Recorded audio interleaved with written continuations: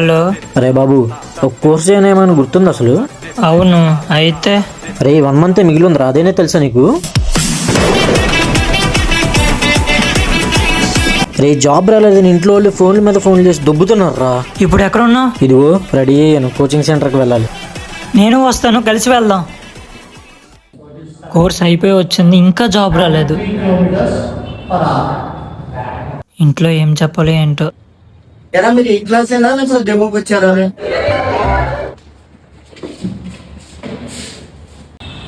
బాబాయ్ ఒక సిగరెట్ ఇవ్వా?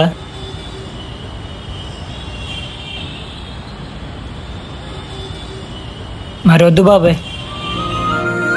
ఇదేంటి అమ్మ ఎన్నిసార్లు కాల్ చేసింది? అమ్మ కాల్ చేసావు, చూసుకోలేదు. ఏంటి